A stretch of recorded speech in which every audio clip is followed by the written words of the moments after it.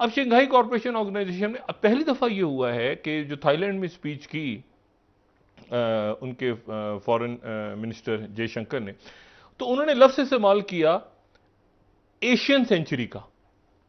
अच्छा, Asian century का जो लफ्ज था, तो चाइना ने बड़े अरसे के बाद इसको फौरी तौर पे चाइना की तरफ से इसको खुशामदेद कहा गया। वहां पर प्रीमियर शी आ रहे हैं और प्यूटिन आ रहे हैं, शी जिनपिंग भी आ रहे हैं और प्यूटिन भी आ रहे हैं।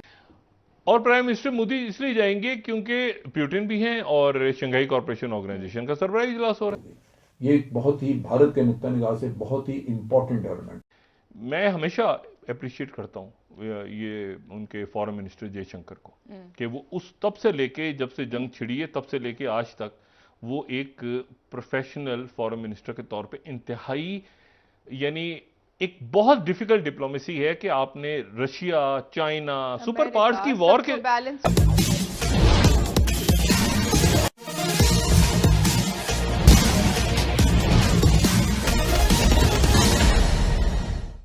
प्रधानमंत्री मोदी और चीन के राष्ट्रपति शी जिनपिंग के बीच मुलाकात के खबरों के दरमियान चीनी विदेश मंत्री का वह बयान जिसमें उन्होंने भारत के विदेश मंत्री एस जयशंकर के उस बयान का समर्थन किया है, जिसमें विदेश मंत्री जयशंकर ने यह कहा है कि यह सदी भारत की होने जा रही है और एशिया की होने जा रही है, पूरे विश्व को हैरान कर दिया है। लगता है कि चीन अब टू फ्रंट वार यानी ताइवान और भारत दोनों के साथ एक साथ नहीं लड़ सकता, इसलिए वह भारत के साथ अपने मामले को ठंडा करना चाहता है। इस संबंध में आगे की चर्चा सुनते हैं। मैं हमेशा अप्रिशिएट करता हूँ ये उनके फॉरेन मिनिस्टर जयशंकर को, कि वो उस तब से लेके जब से जंग छिड़ी है तब से लेके आज तक वो एक प्रोफेशनल फॉरेन मिनिस्टर के तौर पे इंतहाई, यानी एक बहुत डिफिकल्ट डिप्लोमेसी है कि आपने रशिया, चाइना, सुपर पावर्स की वॉर के पाकिस्तान आज नहीं तो कल इसी चक्कर में फंसा होगा।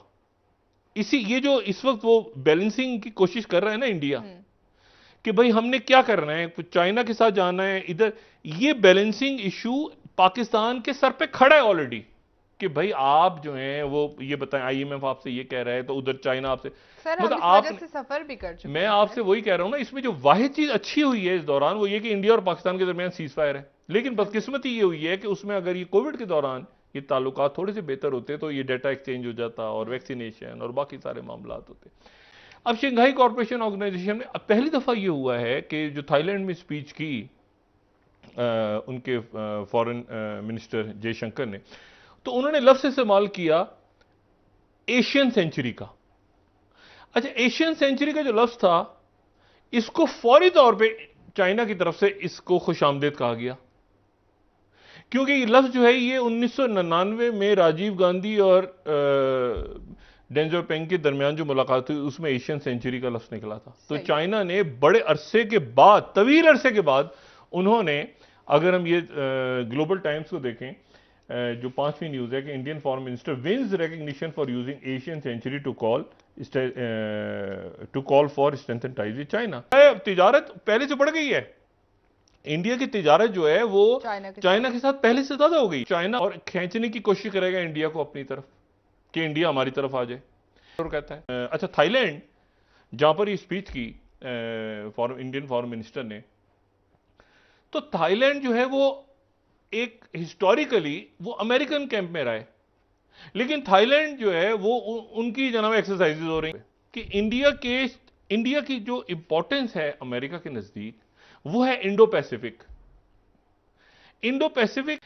वॉल स्ट्रीट जर्नल ये कह रहा है कि जो शंघाई कॉरपोरेशन ऑर्गेनाइजेशन का इजलास अगले महीने यानी सितंबर की 15 और 16 तारीख को समरकंद में हो रहा है, उज्बेकिस्तान। वहां पर जो है वो चाइना के शी जिनपिंग आ रहे हैं, सही, ठीक है, और वहां पर प्यूटिन भी आ रहे हैं। अब ये बड़ी इंपॉर्टेंट बात है जी। शंघाई कॉरपोरेशन ऑर्गेनाइजेशन है ना, उसमें उसके जो अराकीन हैं उसमें भारत भी है, उसमें पाकिस्तान भी है, उसमें वस्ती एशियाई रियासतें हैं। अब सवाल यह है कि वहां से मोदी अगर आएंगे तो यहां से शहबाज शरीफ साहब जाएंगे, तो क्या शहबाज शरीफ साहब और मोदी जो है उनके दरमियान हैंडशेक होगा? एक पाकिस्तान और भारत के दरमियान ब्रेक थ्रू हो रहे हैं सफारती ताल्लुकात मुख्तलिफ लेवल्स पे। कश्मीर के इशू का भी इशू चल रहा है साथ साथ कि इसको भी रिजॉल्व किया जाए किस तरह, लेकिन ब्रेक थ्रू हो रहा है किसी ना किसी हवाले से ताल्लुका। तो ये बड़ी इंपॉर्टेंट बात है कि वो, क्योंकि इमरान खान साहब ने उस पर रौला डालना है यहां पे, कि यहां पर इमरान खान साहब ने कि ये तो पहले ही जनाब इंपोर्टेड हुकूमत थी और मोदी के यार थे और ये सारा यहां पे शुरू हो जाएगा। लेकिन डॉक्टर साहब बैकडोर राबते तो होते रहे ना। बैकडोर तो वो तो इमरान खान साहब के दौर में हुआ था ना, ये सीज़फायर हुआ था सारा। मैं ये कह रहा हूं सिर्फ कि वो जो मुलाकात होनी है तो उस पर इमरान खान साहब ने वो यहाँ पे मैंने कहा ना अभी से उनको ये खबर मिल गई तो बस हो गया, वॉल स्ट्रीट जर्नल की खबर है। अच्छा, एक तो इंडिया जो है वो उन्होंने कहा कि हम रशिया से ऑयल ले रहे हैं। अमेरिका जो है वो वहां पर एक बहुत बड़ा, इंडिया में भी एक बहुत बड़ा एक ऐसा तबका है जो कहता है कि इंडिया को अपने ताल्लुकात ताइवान से बढ़ाने चाहिए, अमेरिका के करीब आना चाहिए, क्योंकि किसी भी सूरत चाइना जो है वो यहाँ पर मतलब अगर इंडिया के साथ दोस्ती भी करेगा तो चौधरी चाइना ही होगा। तो इंडिया तो देखें ना, इंडिया की पोजीशनिंग अजीब है कि तिजारत वहां पे, ये बॉर्डर्स जो होते हैं ना, ज्योग्राफिया, ये बहुत ज्यादा अहमियत। तो अब इशू ये है कि उनके जो मुल्क आगे उनके अच्छा यहां पर अलाइनमेंट कैसे होनी है इस खत्ते में? भारत सबसे ज्यादा बड़ा फायदा उठा रहा है। इन्होंने यहाँ पे भारत के अंदर इन्वेस्टमेंट्स की ज्यादा अपॉर्चुनिटी, लेकिन भारत ने इनको हार्नेस किया है, इन मुल्कों को रोप इन किया है। उनके अपने स्ट्रेटेजिक ऑब्जेक्टिव हैं, लेकिन भारत ने अपने मुफाद के लिए, और यूएई का नेचुरली एक छोटा मुल्क है, उसको भी इन्वेस्टमेंट्स वगैरह की अपॉर्चुनिटी चाहिए। यहाँ इन्होंने सबसे ज़्यादा जो अहम काम किया वो ये है कि इन्होंने जो अब्राहम अकॉर्ड्स हुए थे जो अमेरिका में इजराइल ने साइन किए थे यूनाइटेड अरब एमिरेट के साथ, उसको सपोर्ट किया। इन्होंने कहा कि ये बहुत अच्छा काम हुआ है, लिहाजा इस तरह के इजराइल के साथ ताल्लुकात नॉर्मलाइज करने के जितने भी ऐसे प्रोग्राम होंगे हम उनको सपोर्ट करेंगे। और इसी तरह इन मुल्कों में जो इन्वेस्टमेंट अपॉर्चुनिटीज़ होंगी, इकोनॉमिक अपॉर्चुनिटीज़ जिन्हें वो कह रहे हैं, उसको हम वेलकम करेंगे। और ये बड़ी हिस्टोरिक डेवलपमेंट्स होंगी जिनमें कि माशी तरक्की होगी, आपस में कोऑपरेशन करके, इसी तरह मिडिल ईस्ट और साउथ ईस्ट एशिया में कनेक्टिविटी का, और फिर पर्टिकुलरली इन्होंने कहा कि सस्टेनेबल इन्वेस्टमेंट जो है वो तमाम पार्टनर मुल्कों में की जा सकती है, यानी I2U2 में ये काम किया जा सकता है। अब इसमें जो भारत का मैं कह रहा था कि वो सबसे ज़्यादा इसमें फ़ायदा उठा रहा है।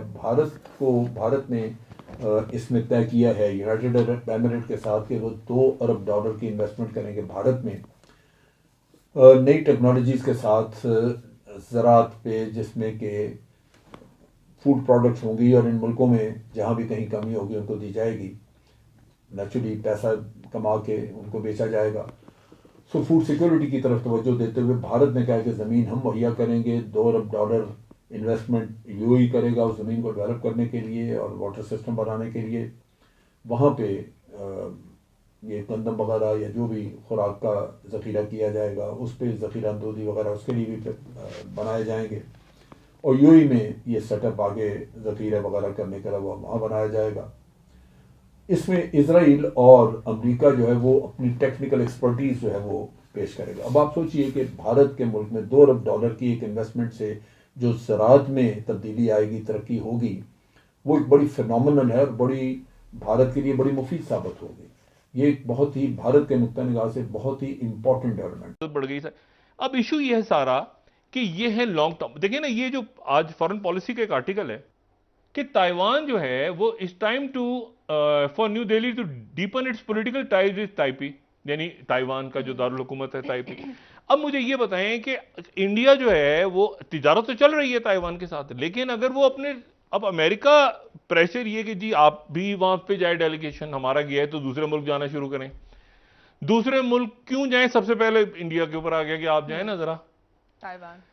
तो मामला यह है सारा कि ये अब इंडिया ने एक क्वाड का रुकन है वो, लेकिन क्वाड क्या भला है? कई क्वाडें हैं ना, एक क्वाड थोड़ी है कोई भाई, कई क्वाडें बनी हुई हैं, एक मशरिक वस्ता में बनी हुई है। सवाल यह है कि उसका फायदा देखें। अब ये इस पूरे सिनेरियो में ये पूरी जो पिक्चर है इस पूरे खित्ते की, वहां पर आपको मजबूत फॉरेन पॉलिसी, मजबूत अच्छा, फॉरेन पॉलिसी से रिलेटेड है आपकी मईशत। जी, और ये वैसे ही है। मजबूत फॉरेन पॉलिसी से मुराद ये है कि जो बैलेंसिंग एक्ट्स है ना, कि आपने कैसे बैलेंस कैसे करना है बिटवीन चाइना। देखिए इंडिया के लिए प्रॉब्लम हो रहा है ना कि बिटवीन अमेरिका एंड चाइना और रशिया। अब आप मुझे ये बताएं कि रशिया जो है वो उसके ऊपर एक पहले से मसला चल रहा है। अब अगर यहां जाते हैं, यहां से एक तो ये कि शहबाज शरीफ साहब जाते हैं तो क्या उनकी मुलाकात होगी मोदी से?